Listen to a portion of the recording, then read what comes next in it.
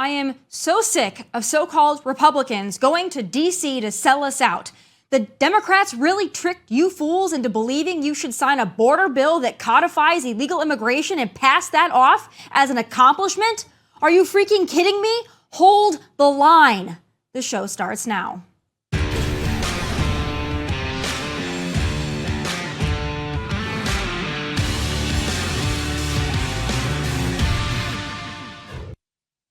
The only border deal actual conservatives should consider is full funding for the border wall and a closed border until a mass deportation of the 10 million plus Biden let in are removed. Our border should be airtight. The Democrats have moved the goalposts once again. First, they're making us believe we need a border bill to secure our border. We don't. Trump did it himself, working closely with Border Patrol and ICE, of course. But second, Democrats are only doing this to throw Joe Biden a lifeline on immigration. P.S. We shouldn't be sending another flipping dollar to corrupt Ukraine. But more on this disastrous border deal in a moment. But first, Joe Biden won the South Carolina Democratic primary. Gavin Newsom is still running his shadow pick-me campaign, and I give neither of those snakes any credit, and apparently others feel the same. A lot of my friends are obviously my age, so we're a little younger. We've only voted once, for a president, and Trump is kind of all we know, and they're kind of Trump and Biden. They're like, well, we were broke with Biden. We weren't with Trump. And that's kind of the only thing that I'm hearing over and over again is that, well, Trump, we had money. Well, okay, I hear you guys, but personally, morally, I couldn't see myself. Broke with Biden sounds like a much more honest slogan for Joe, more honest than Bidenomics or Build Back Better. I still fancy Let's Go Brandon myself, but I digress. Say what you want about Donald Trump, but he has a base. He has supporters who genuinely and wholeheartedly believe in him. Joe does not. He has donors who want a 13th year of Obama and others who just hate Trump, and that's it.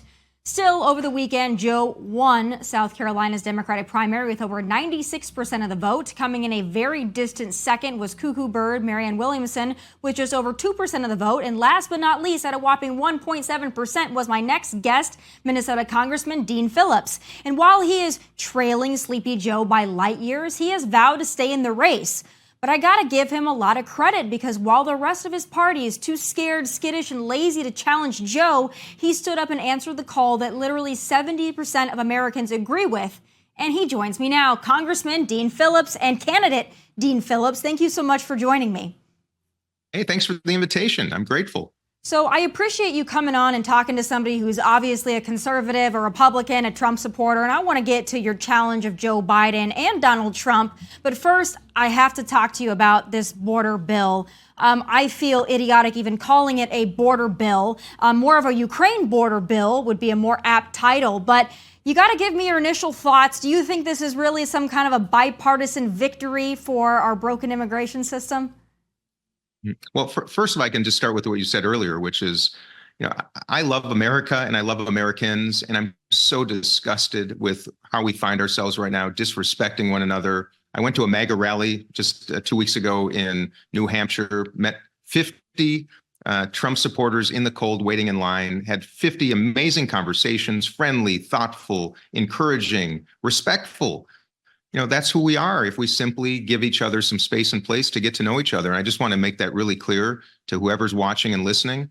If you are a person of principle, I don't care about your politics. And I just want to thank you for having me on that count. As for the border bill, national security and sovereignty is the first and foremost priority, or should be, of every American president. The failure of our southern border is toxic, it's dangerous, it is inexcusable, and it's been going on for decades. It's a failure of Democrats and Republicans.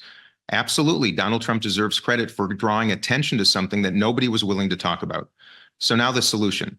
This border bill, you ask, it's bipartisan. Well, bipartisan is good when a lot of people on both sides of the aisle participate. When you have people there for the takeoff, they're going to be there for the landing. And I've been to the southern border twice to see with my own eyes. It is sickening.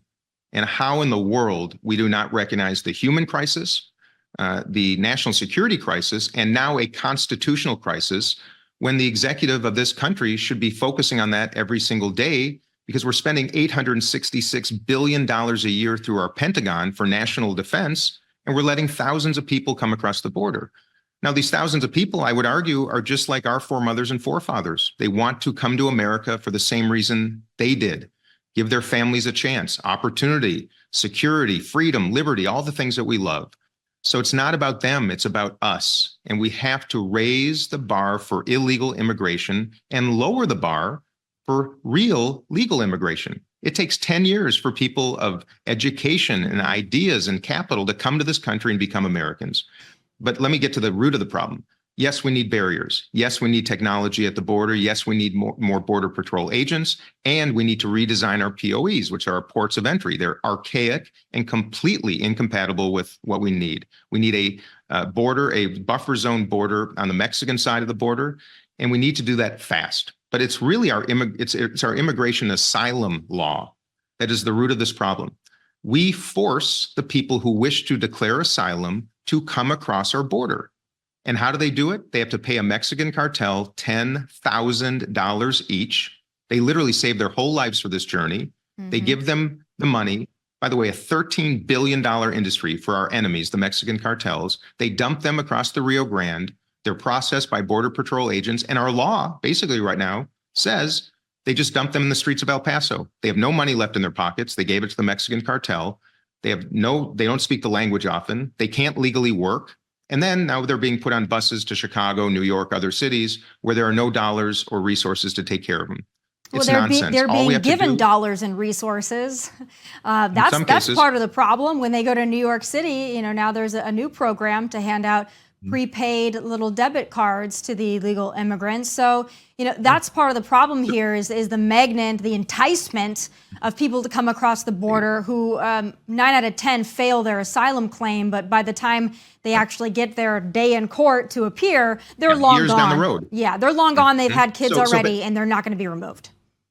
So what you just hit the nail on the head, and that's it. We have a magnet. We have an incentive. So here's how you change it. It's so darn easy. And this is what I've been telling people we got to do for some time. Change the asylum law so that we require the filing of your asylum case in your country of origin. Go to your local U.S. embassy or consulate, file your claim. We'll adjudicate it locally where we actually have people who know if it's legitimate or not. And then if you qualify, we will bring you to America. And you will have your own $10,000 that you didn't have to give to the cartel to start your lives here legally and with the resources to do it on your own, not with federal or local help. That's all we have to do. And then that's why I say raise the bar for illegal, lower it a little bit for legal immigration, and do what every American wants, Democrats and Republicans. So there you have it. I'm appalled. I think this bill, I'm still reading through it, I'll confess. So I've not looked at every angle of it, but it's a Band-Aid. It's not comprehensive enough. And the fact of the matter is, because of politics, nobody wants to solve the problem. Right. And we have a disincentive in Washington to actually solve problems. You know why? Because those who solve problems lose their next elections. And unless you're willing to give up your career in Congress, like I have, to do something bold and frankly courageous, you're going to lose your job. And I wish I had more colleagues, Democrats and Republicans, willing to do the same damn thing. Well, I agree with you on that, and I appreciate your approach to the border. This bill does, in some part try to change asylum policy somewhat to do some of the things that you mentioned, but there's still a big sticking point for border hawks like myself, and that's that 5,000 a day cutoff that, if we get more than 5,000 averaged over 7 days, then we'll shut down the border, but not the ports of entry. And then once, that goes down, then we'll reopen it again. I mean, really all they're doing, in my opinion, is allowing the cartel to have a mark that they can meet, 1.8 a year, 1.8 million. And then if you want to get in the line to be one of those 5,000 in that 7 days, then you got to pay a little more or do a little more. So to me, it's not solving any problems. And I'm very concerned that fellow Republicans who we elected to send to D.C. are going to fall for this. I have no respect for Mitch McConnell and others that would sign on to this. But I have to ask you about the other big part of this that angers a lot of conservatives. Unfortunately, doesn't anger a lot of Republicans in D.C., but that's the $60 billion for Ukraine. Now, a lot of Democrats and Republicans are cheerleading this never-ending war in Ukraine. $60 billion of our dollars once again sent over to Ukraine. Is that a good idea? So I got to tell you, I'm appalled at all of this. And the truth is, If I had been president in the last number of years, I'd like to think we would have prevented all of this, because our foreign policy has not achieved what our national security priorities are, which is to reduce war, invest in peace and prosperity here. Why are we spending billions? Like I said earlier, $866 billion a year is going to our Pentagon for national defense. Now, a lot of it really important, but we have kids going to school hungry. We have 25 million Americans who have no health insurance. We have people working 3 jobs to simply try to put food on the table, which costs 25% more than it did a couple of years ago. We have people burdened with tens of thousands of dollars of medical debt, of educational debt. People can't find housing because it's so damn expensive and we haven't produced enough. I mean, it's nonsense. So yes, I understand people who are really pissed off about all this money going overseas. But then let's get to the real, let's be pragmatic. It's not what we want. It's not what we wish would have been. It's where we are. And the truth of the matter is I serve on the Foreign Affairs Committee. I'm the ranking member of the Middle East Subcommittee on Foreign Affairs. And Ukraine specifically, we should have prevented that in 2014 when Putin took Crimea, but we did nothing. He poked us, and now he did the final measure, which is to invade Ukraine, and it's cost hundreds of thousands of lives, tens of billions of our taxpayer dollars, and now we have a choice. To your point, we could just say we're done. We can't do this any longer. If we do that, though, here's the problem. The entire world of adversaries, the North Koreans, the Iranians, sadly, the Chinese, who we've made into an enemy that I don't think we need to, they will be looking at us as a country that once again gave up. We did it in Vietnam. We did it in Iraq, Afghanistan. But is and if it you our just war, wait us out, Congressman? Is it our war? No. Because that's No, part it's of not the our- in fact- problem. And what I would also ask you is this.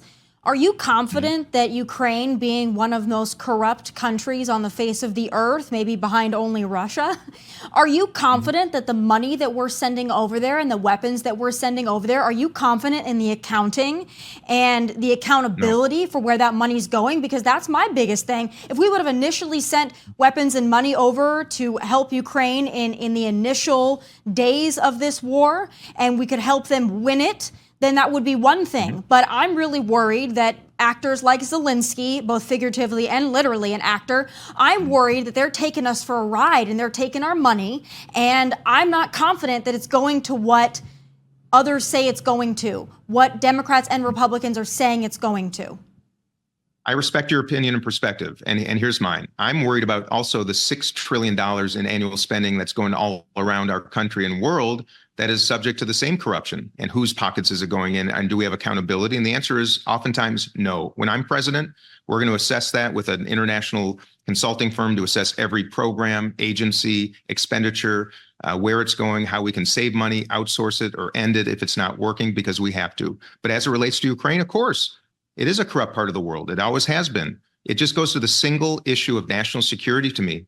Do I want to be in this position where we have to decide whether or not to support them? No, we never should have been. Frankly, European countries should be providing the overwhelming majority of support. That is something we should be and can be doing right now. But I'm just telling you, if we give up right now, the message to Putin, the message to Xi, the president to the message to Kim Jong-un, the message to the Ayatollah, the message to every single adversary in the world is that we just are not a country that has the resolve. And I'm telling you, that is the most dangerous strategy we could possibly employ. So I do want to see I want to see peace is what I want to see. And I'd rather I don't disagree with you. I don't disagree with you. But when you look at it, if you are an enemy, an adversary of the United States, or even an ally, and you look at it and you look at this border bill and you see $60 billion to Ukraine and $20 billion to secure our own border, to me, that sends the message loud and clear that the United States is open and ready for the taking. Boy, you don't need to fight us on foreign soil. You don't need to bomb us. You don't need to attack our World Trade Center. You can just come in through our southern border, and we care more about Ukraine and sending our money over there than we care about our own border. So the disparity there bothers me. But I want to ask you about another part of this, and that's what's so-called humanitarian aid to the Palestinians. Now, nobody wants to see innocent people be slaughtered. It's an unfortunate part of war that we wish wasn't a part of war. But my concern is we're funding both sides of this, because when you send money to the Palestinians, it magically goes into the hands of Hamas and other terror proxies. That's why Donald Trump and his presidency cut that off. Do you have any concerns that sending more money to the Palestinian effort, that's actually going to be used for Hamas and terrorism? So we're funding both sides of this, funding Israel and then funding the people fighting Israel. I hear you. And the way you portray it, it begs the question for any reasonable person to assess. And here's my belief. I want to be a president of peace. That doesn't mean it's always achievable. You always need to have a kinetic backup plan, and we always need to have the strongest military in the entire world. But we've done a very poor job of preventing war for generations. And here we go again. Do you think Donald Trump did a good job, though? I mean, under President Trump, no new wars. No, and I'm look at facts are facts. When Donald Trump was president, there was less war in the world. There's no question, and I totally understand that. I think the reasons were that people were a little frightened of what his reaction might be, and I think that might be a benefit sometimes, but it's not strategy, I will have to say. But let me go back to World War II. America dropped nuclear bombs. The only time in human history we dropped nuclear bombs on Japan, obliterating hundreds of thousands of lives, right? Incinerated Tokyo. And yet they are now one of our closest allies and dear friends. Why? Because we created the Marshall Plan to invest in the reconstruction of a country that we believed long-term would benefit our interests if we became a friend rather than a foe. I would apply the same lens now to the Middle East and any country in which people ultimately want self-determination and freedom. We should look at ways to look at Marshall plans. Do they, though? Well, because Japan, Germany, very, very different than the countries of the Middle East, too. I'm not saying this. They're saying it. Death to Israel, death to America. They want to kill Christians. They want to kill Jews. So when you hear that, when you hear the young people, the Palestinian young people from birth being raised to hate Jews, hate Christians, hate Americans, I worry that this rebuilding effort is not the same like something like Japan, because I worry that the doctrine they subscribe to is not one of maybe self-determination, but one of religious ideology in which they will put that first and foremost over maybe even their own benefit, because that is what they were raised to believe. And it's unfortunate, but it happens to be in large part the reality. Yeah, and I get it. And there, we have two tools, carrots and sticks.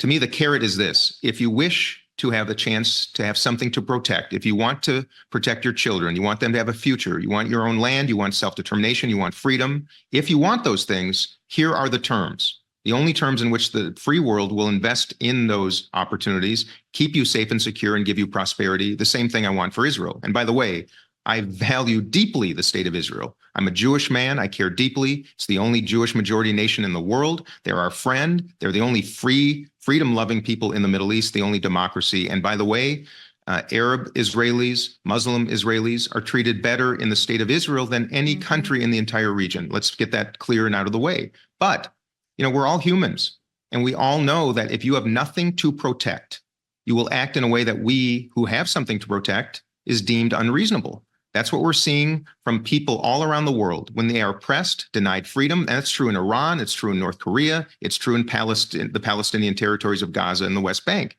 I'm not saying it's the perfect solution. What I'm saying, though, is the status quo is only resulting in less security for Israel.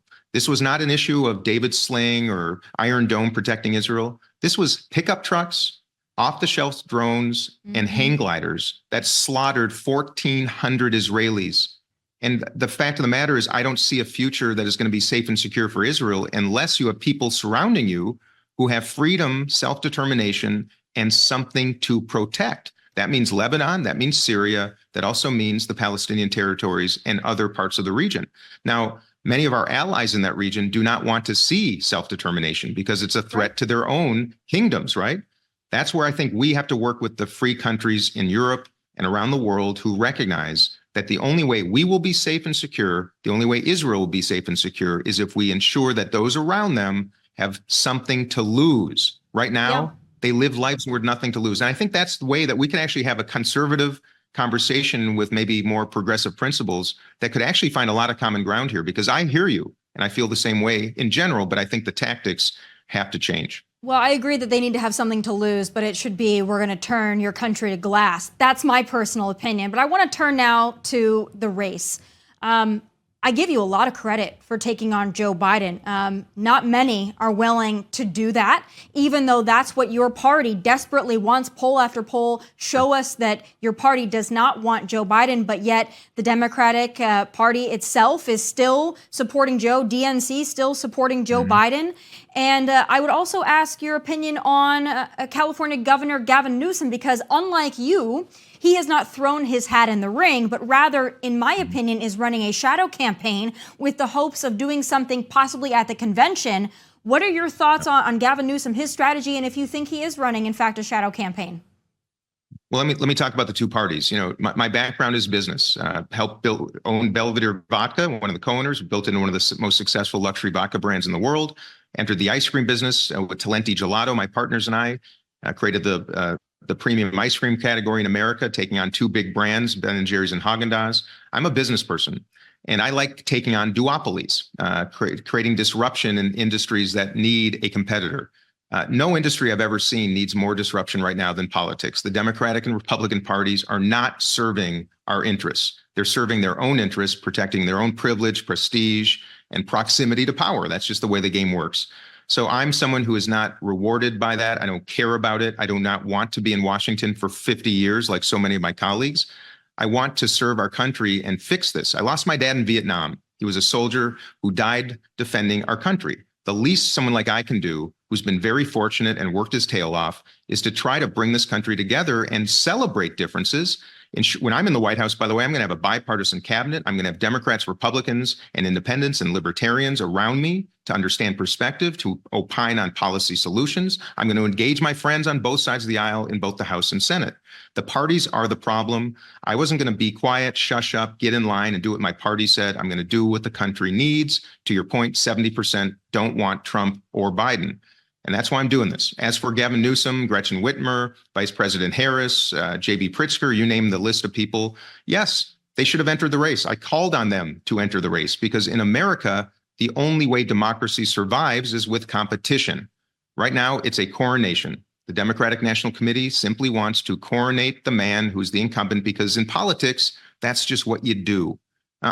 I'm sick of it. And all of you watching right now who are sick of the business as usual, parties that are not looking out for you, but looking out for their own interests. You're looking for people who are willing to give up their career in Washington, as I have, to be a disruptor, to invite conservatives to the conversation, celebrate progressives as well, and stop this nonsense. You know, look, you got to take a D train or an R train to Washington. That's what Trump had to do. That's what I'm doing. That's what others do.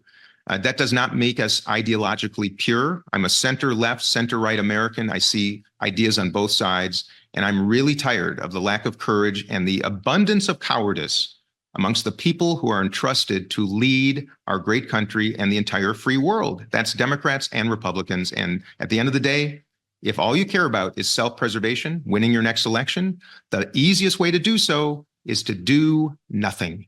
Right. Well, I agree with you on that point. I also want to ask you, because it seems to be the Democrat message here really isn't Joe Biden is doing a great job, Joe Biden is mentally competent. The message really is mega Republicans and Trump, existential threat to democracy. I know that you said you've met with Trump supporters, which I loved, by the way, talking to those at a Trump rally saying these are my fellow Americans. I love all of that, and I agree with you, and we need more of that. But do you think that if you have the two, which is the matchup that a lot of people don't want, as you mentioned, Joe Biden and Donald Trump, which one of those gentlemen is more of a threat to our country and our prosperity and our self-determination, Joe Biden or Donald Trump? Now, I know that you're going to say the answer to both, but the Democrat narrative right now seems to be cannot let Trump win at any cost. That's why you must vote for Joe. Well, let me answer it this way. First of all, the country doesn't want either of these men, 70%. You know, Donald Trump, look at, I love Republicans. They're my fellow Americans, my dear friends in Congress, many of them Trump supporters, the people I saw in New Hampshire, many of you watching right now. I have no reason not to love you unless you are a person who lacks principle and are not a patriot. That's the truth. I do find deeply troubling characteristics of Donald Trump that I do not think are in our country's best interest. That's true. But here's the truth. January 6th, call it what you will, a riot, a mob, an insurrection. The fact of the matter is the objective was to prevent the counting of ballots. That's what the whole thing was about. The president didn't do anything to end it while it was happening, but at the end of the day, it was about preventing the counting of ballots.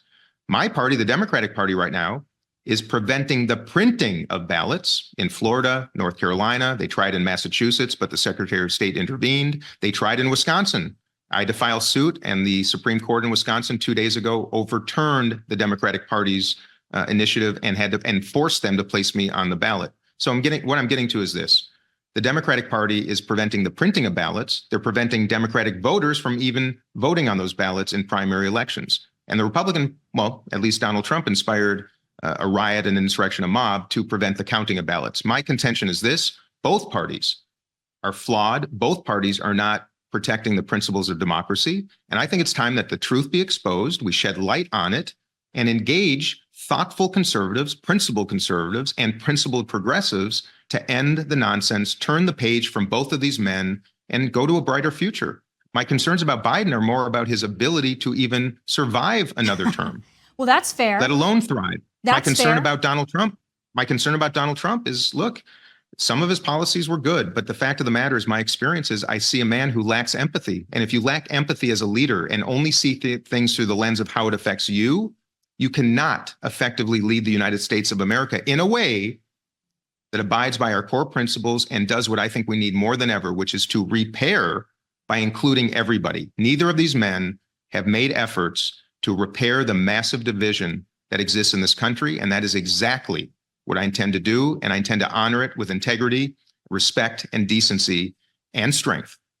Well, I appreciate everything that you've said. I think you're much more conservative than maybe even you let on. I think you're more of a conservative than Nikki Haley, if I'm being real honest and frank with you. But I appreciate what you said. You know, I appreciate your tenacity and your relentless pursuit and sticking in and sticking by your principles and fighting the good fight. Many are not willing to even fight that fight, not even willing to come from behind the shadows and take on Joe Biden, take on the DNC, take on what I believe is the swamp of the deep state. So I give you a lot of credit for that. I thank you so much for coming on my show and speaking to conservatives and Trump supporters. It means a lot to us, and we wish you the best of luck. We really do. Thank you so much for being here. Well, thank you, and I hope you'll be in touch. And I just make a final appeal to everybody watching. You know, we have a choice here. It's a crossroads. You know, what kind of country do we want to be? I think we can do it differently and celebrate true principled conservatism and true principled progressivism. We've got the far right and the far left right now that are making that awfully hard. I'm here to represent the overwhelming, exhausted majority of Americans, center right, center left. Everyone's got good ideas. Let's end the nonsense, come together. And most of all, thank you for the invitation, because we need more invitation and less confrontation. So I appreciate it a lot. Well, I agree with you on that, and thank you again for doing it. Not many Democrats will. So a lot of credit goes to you. God bless you, and thank you so much for taking the time with us today. God bless you too, and God bless America. Thanks so much. Absolutely. All right, folks. 50 Cent, Elon Musk, Bill Maher, Michael Rapaport, could they be perhaps closeted conservatives? It's time for final thoughts.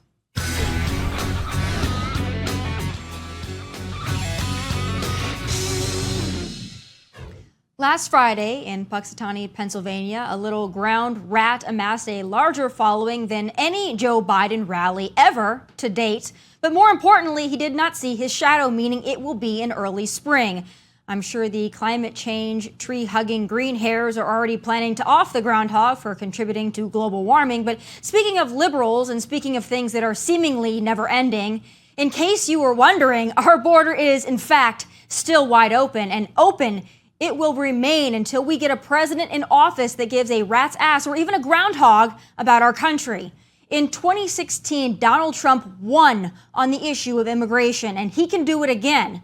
This could be the issue that thrusts us into the age of enlightenment, and some reassuring signs of just that are emerging right and left. Yes, even left, because over the last week, not one, not two, but three big names, plus Michael Rapaport, signaled they may be done with liberal lunacy, at least in its current and invasion-inducing, seducing form.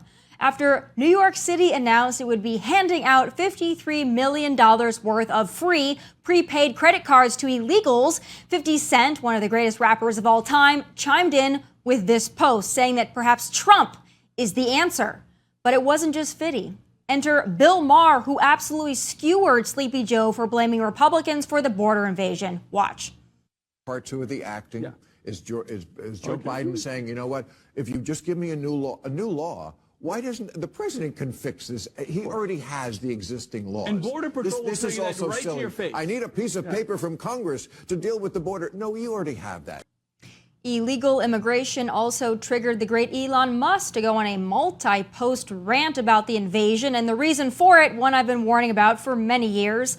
The Democrats want to pack as many illegals in as possible, even if it pisses off actual Americans, because they're actively importing millions of future voters. That's why all of this is happening. You think Democrats are really that stupid to believe handing out free credit cards, housing, meals, benefits, and perks to illegals won't entice more to come? Give me a break. I know it. Elon knows it. You should know it too. And guess who else knows it? Comedian Michael Rapaport. This is why when I say voting for pig Donald Trump is on the table, voting for pig Donald Trump is on the table. The other day in New York City, 6 illegal aliens jumped a New York City cop, NYPD's finest. They jumped a New York City cop in Times Square and were arrested and released without bail. I know it's a city thing. I know it's a state thing. I know all that. I know all that. Cadaver Joe Biden, we see you. We see you. Don't worry about those in Israel. Bibi got them. Israel will take care of them. Worry about cops getting beat up in Times Square and walking out with no bail like the Tupac Shakur. Worry about that shit. And interesting programming note for y'all. I have been in communication with Michael Rapaport, and he is open to coming on this very show to discuss, so stay tuned for that. But folks, illegal immigration will make or break this election and the future of elections, meaning Trump can win if he focuses his campaign on illegal immigration, and also meaning if Trump loses, illegal immigration will make it impossible for a Republican or a sane person to win ever again. We are on the edge of the freaking cliff here, and we have one lifeline, literally one. Hold on tight. Those are my final thoughts from Nashville. God bless and take care.